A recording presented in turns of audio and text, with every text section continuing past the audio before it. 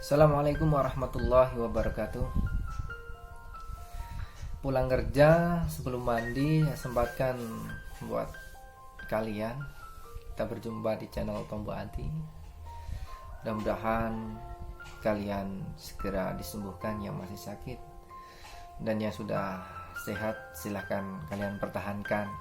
Selalu semangat juga untuk memulai hal-hal yang baru yang bermanfaat untuk teman-teman atau untuk orang lain. Tak lupa kita memuji syukur kepada Allah Subhanahu wa taala yang telah melimpahkan rahmat hidayahnya kepada kita semua, sehingga pada kesempatan hari ini kita masih dapat dipertemukan, bisa berjumpa di channel Tombo Ati, dan juga salawat dan salam mudah-mudahan tercurahkan pada junjungan kita Nabi Muhammad SAW. Mudah-mudahan syafaatnya dilimpahkan pada umat-umatnya yang soleh dan solihah, insyaallah digolongkan kepada kita semua, amin ya rabbal alamin. Pada kesempatan hari ini teman-teman, saya sangat memikirkan kalian. Banyak yang menghubungi saya, sungguh hari ini tuh banyak sekali yang menghubungi saya. Ada yang saya beri akses lewat WA. Itu ketakutan atau paniknya sangat luar biasa. Bagi misal, ada yang takut mandi, ada yang takut jalan pakai motor, ada yang takut ayam. Padahal saya aja malah melihara ayam buat menghibur sakitnya, takut ayam. Terus lagi takut keluar kamar, keluar rumah. Ya Allah, luar biasa. Terus ada yang cemasnya luar biasa. Yang paling banyak teman-teman yang menghubungi saya takut mati. Dengar ini takut mati, dengar ini takut ini, nih mengeluh kayak gitu pada saya. Nah, pada dasarnya teman-teman yang perlu kalian ketahui, sakit kalian yang asam lambung itu, yang mengakibatkan anxiety atau takut psikosomatis, sampai takut ini takut itu dan lain sebagainya, itu yang perlu kalian camkan, yang perlu kalian tanamkan di alam bawah sadar kalian. Sakit kalian itu tidak berbahaya. Pada dasarnya itu sebenarnya awal mulanya kalian tuh kena sakit asam lambung, kalian gak tahu sakit apa, kalian cari-cari hingga akhirnya diarahkan jangan-jangan sakit jantung, jangan-jangan sakit ini, yang hingga akhirnya takut sakit yang berbahaya yang mengakibatkan kalian bisa meninggal dunia kayak gitu. Tapi teman-teman, sebenarnya antara sakit dengan mati itu tidak ada hubungannya. Sakit ya sakit, sekali lagi, mati ya mati. Banyak orang yang tidak sakit di dunia ini itu, kalau didata, yang meninggal tanpa sakit itu banyak sekali. Karena itu sudah waktunya teman-teman, sudah waktunya meninggal. Jatah hidup di dunianya sudah habis. Keyakinan atau keimanan kalian itu harus ditanamkan seperti itu. Harus ditanamkan, dan kalian harus meyakinkan diri bahwa inna sholati wa nusuki wa mayahya wa mamati lillahi rabbil alamin. Sesungguhnya sholatku, ibadahku, hidupku dan matiku itu hanya untuk Allah. Kalau kalian sudah bisa pasrah seperti itu akan ringan teman-teman. Kalian takut seperti itu, misalnya kalian takut ayam, ya, ibaratnya seperti anak kecil lah. Anak kecil tuh kalau ada ayam gitu, kan takut. Sama ayam kok takut? Lama-lama dikasih tahu sebenarnya ayam itu nggak apa-apa nak, ayam itu hanya begini. Oh, lama-lama terbiasa. Oh, ayam nggak apa-apa. Tuh. Jadi kalian tuh orang ansi tuh kembali seperti anak kecil atau trauma terhadap sesuatu. Kalau trauma terhadap sesuatu itu untuk berani lagi, jangan menghindari.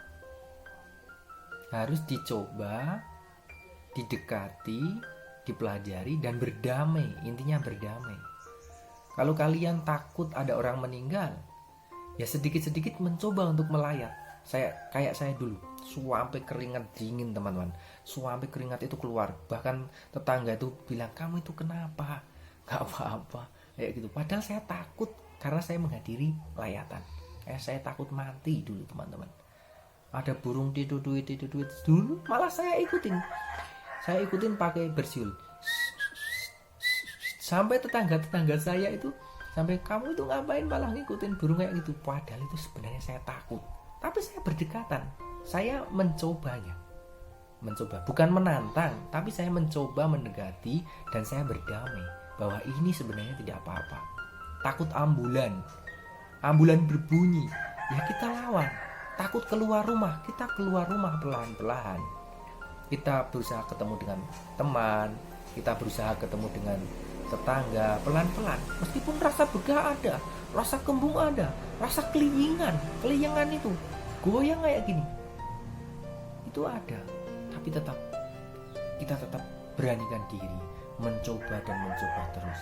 Hingga akhirnya berani lagi. Sekarang teman-teman lebih berani daripada dulu. Dulu itu misalnya takut malam-malam jalan di luar.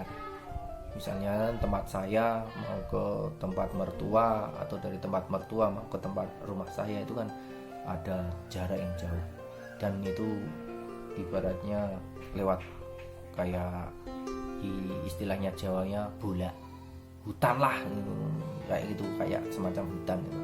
Tidak ada pemukiman di situ. Takut. Sekarang nggak takut. Alah, mati aja kayak gitu saya. Nggak apa-apa kok kalau memang Allah mengendaki. Apalagi sama hantu, apalagi sama ini. Jadi seperti itu. Lawang ibaratnya dulu itu saya sudah mau mati. Udah mau ibaratnya seperti orang sudah mau mati kok. Itu aja alhamdulillah saya melewatinya. Allah masih mengizinkan saya untuk hidup. Saya mensyukuri dari detak jantung saya yang dulunya kayak gitu bisa normal kembali. Saya alhamdulillah rabbil alamin. Saya masih berusaha bernapas. Alhamdulillah rabbil alamin. Nah, saya jadi lebih berani lagi. Sekarang mati, besok mati, ya urusan Allah. Yang penting saya itu sebagai manusia, saya menjalaninya itu sebagai manusia, ya berusaha sebaik-baik mungkin sebagai makhluk ciptaan Allah. Berusaha untuk mendekatkan diri kepada Allah, berusaha menjalankan perintah-perintahnya, berusaha menjauhi larangannya. Itu berusaha pelan-pelan. Kalaupun kita masih berdosa, ya sedikit demi sedikit mengurangi. Itu harus langsung kita berubah 100% itu tidak. Sedikit demi sedikit mencoba.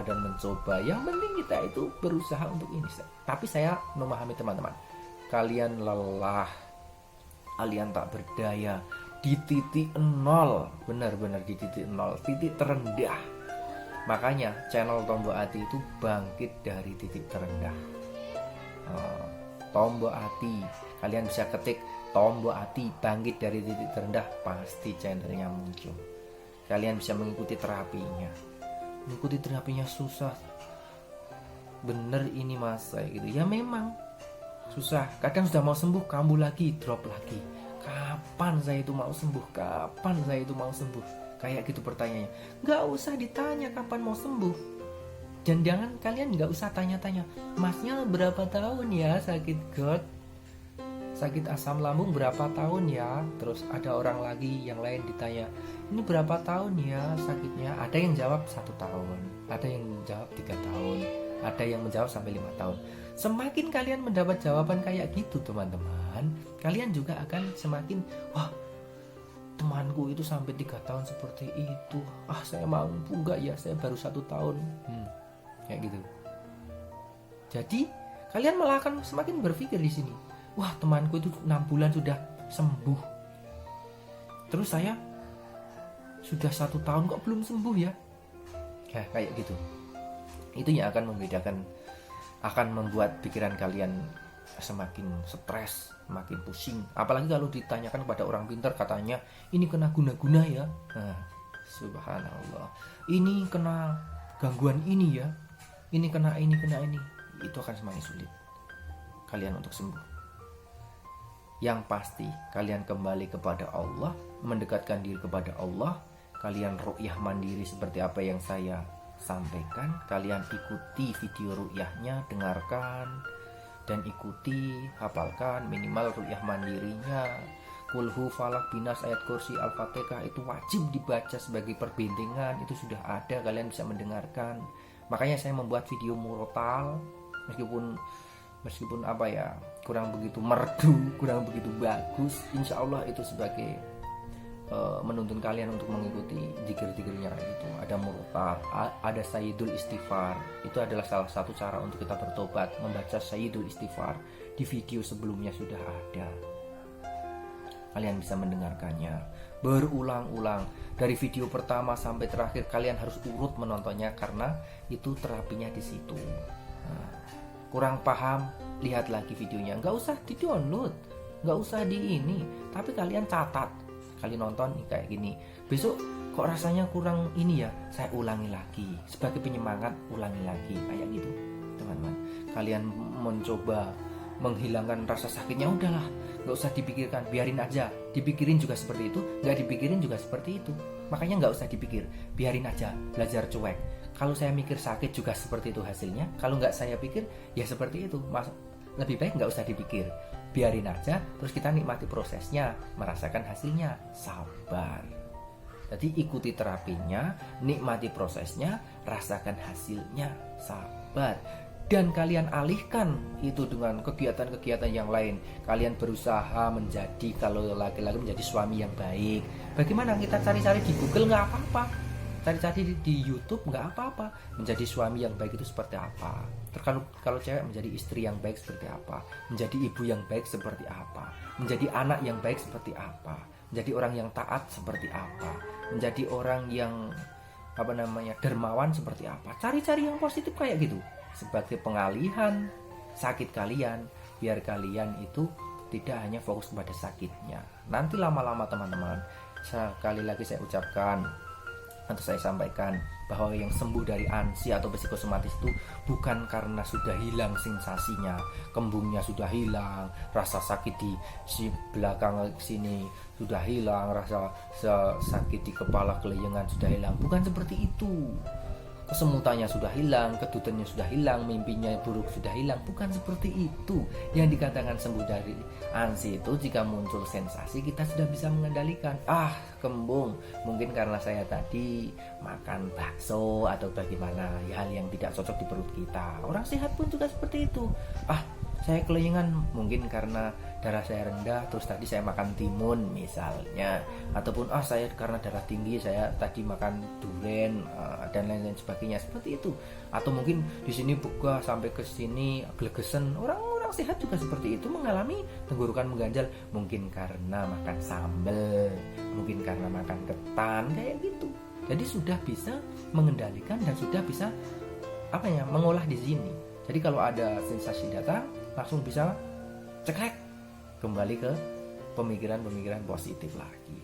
Yang takut, sekali lagi kepada teman-temanku yang banyak mengeluh kemarin, kalian mengeluh kepada Allah nggak apa-apa, mengeluh kepada saya nggak apa-apa, tapi mengeluh kepada orang lain tolong jangan. Maksudnya kalau kepada saya kan sebagai mentor kalian, saya yang mengarahkan kalian. Kalian mengeluh seperti ini kan saya bisa memberi nasihat-nasihat yang insya Allah akan memperlancar kalian terapinya atau memperlancar kalian untuk sembuhnya. Tapi kalau kalian mengeluh kepada orang yang tidak tahu ANSI psikosomatis, kalian hanya akan dibilang lebih, kalian hanya akan dibilang sakit apa, kelihatan sehat kayak gitu teman-teman.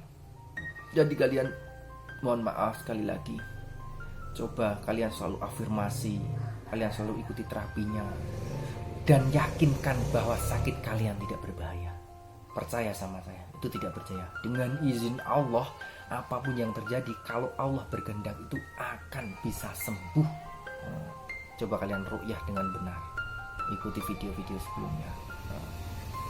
Ikuti terapinya, harus makan bagaimana, 1 jam makan atau 2 jam makan, di videonya sudah ada. Minum air manis dan minum air putih setiap 1 jam, itu sudah ada. Jam sekian harus ngapain, jam sekian harus ngapain, jam sekian harus ngapain, di videonya sudah ada. Sekali lagi jangan takut, kita bangkit, keluar rumah. Yang masih di dalam kamar, keluar rumah ya. Kalian memang di titik terendah dan kita akan bangkit, dan saya akan mensupport kalian sampai sembuh insya Allah dengan izin Allah. Ikuti terus saya meruqyah dari sini, saya mendoakan dari sini, saya mengirimkan Al-Fatihah kepada kalian dengan tawasul kepada Nabi Muhammad SAW dan para ulama, para guru-guru kita. Tapi kalian di rumah sendiri juga harus ruqyah mandiri, seperti apa yang sudah saya contohkan. Harus mengobati diri sendiri. Wa nunazzilu minal Qur'an ma huwa syifaa'u wa rahmatul lil mu'minin. Allah menurunkan Al-Qur'an itu sebagai obat bagi orang-orang yang beriman, entah itu obat jasmani ataupun rohani. Teman-teman, silahkan lakukan di rumah. Mudah-mudahan kalian bisa segera diangkat penyakitnya, dan yang sehat selalu lebih sehat lagi dan bisa menyemangati yang belum sembuh. Sekali lagi kita berdoa, Allahumma rabbana syi'ati bil ba'sa iswi anta safila sifa ila sifa wa sifa ala yugadiru sakoma. Amin amin ya rabbal alamin. Seperti itu aja dulu.